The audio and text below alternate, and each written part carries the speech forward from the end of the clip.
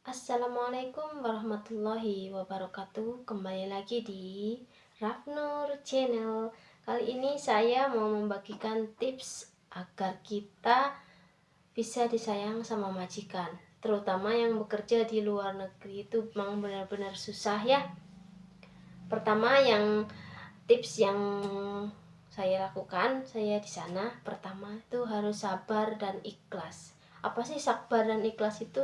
Sabar dan ikhlas itu, jadi kita itu bekerja di sana, kita jauh-jauh berangkat dari Indonesia kerja ke luar negeri.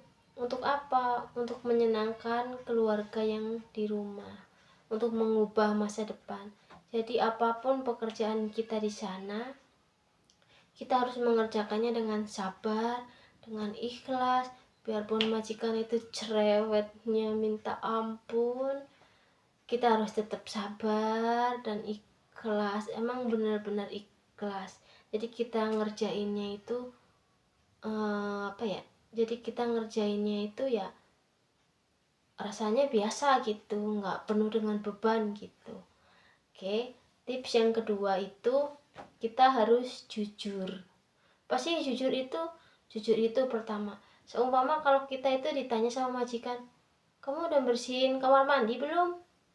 Bilang aja, kalau emang kamu tuh belum bersihin, bilang aja, maaf saya belum bersihin kamar mandi, belum sempet. Udah cukup aja gitu, ngomong gitu. Jangan bilang udah bersihin. Nanti yang ada majikan gak suka sama kita. Majikan itu sukanya yang punya pembantu itu yang jujur.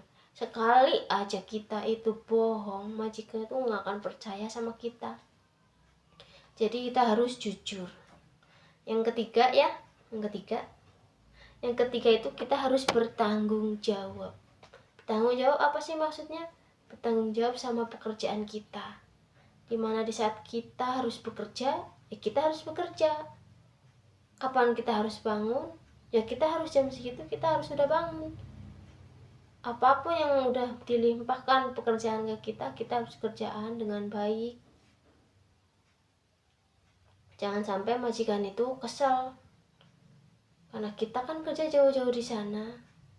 Majikan itu membayar kita. Kita di sana itu kita di sana itu buat bekerja, bukan buat main HP, hayo terus. No, tidak.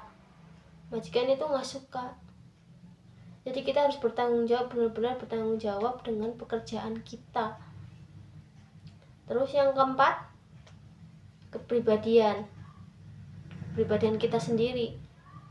Kita bekerja di sana harus mempunyai kepribadian yang baik. Jangan suka ngelawan majikan. Jangan suka ngelawan majikan, apapun majikan yang lagi kesel, majikan itu marah ke kita, walaupun kita itu nggak salah, udah dengerin aja, nggak usah ngelawan, nggak perlu ngelawan.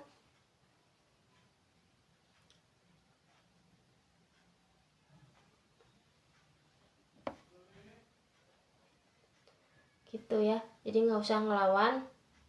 Jadi kita tinggal, ya kalau emang dia lagi marah kita, ya udah kita dengerin aja gitu. Yang penting mah nggak usah ngelawan. Terus syukur-syukur kalau kita kerja itu, kita harus kerja bersungguh-sungguh sampai majikan itu terpesona gitu sama kita. Jadi apapun yang kita lakuin, entahnya majikan nggak bakalan ngomong, nggak bakalan komentar, majikan bakalan suka sama kita. Kayak aku pernah sih, majikan pergi kerja semua, terus aku ngeliat ada microwave itu kotor. Dari sebelum yang kerja sebelum aku kan ada, terus gantinya sama aku, microwave itu kotor. Terus daripada aku kan nggak ada kerjaannya, udah selesai, terus aku bersihin. Wah, sampai benar-benar seperti baru. Terus yang benar-benar sampai seperti baru kan. Terus pas majikan pulang, wah, microwave saya baru, terima kasih, I love you so much. Nah dari situ majikan itu emang benar-benar terpesona dengan saya. Jadi majikan itu percaya sama saya, jadi melimpahkan semua pekerjaan itu ke saya. Jadi sayanya enak, kitanya itu enak gitu, jadi kita dapat kepercayaan dari majikan gitu kan. Nah, tips yang keempat ya, yang keempat itu kita harus berpakaian yang sopan santun, yang sopan. Jangan pakai pakaian yang seksi, yang nyetrit, yang celana seatas paha, seatas lutut ya, baju tank top seksi. Majikan nggak suka. Kenapa? Karena majikan itu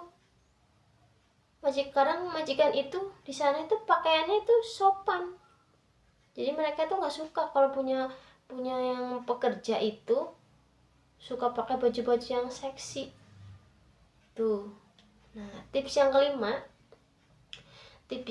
itu saat majikan itu memanggil kita, saya ya, Nur, jenah gitu kan, kita harus langsung menjawab. Siapa yang manggil kita?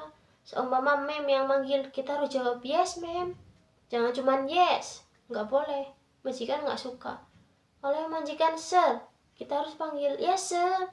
Kecuali yang manggil ama Nur, kita harus jawab yes mam, kalau nggak yes oma gitu. Jadi jangan cuma sekedar yes aja gitu. Oke, itu tips dari saya. Semoga video ini bermanfaat. Jangan lupa ya subscribe video saya, biar saya tambah semangat bikin videonya. Jangan lupa like, comment, and share. Oke, bye-bye.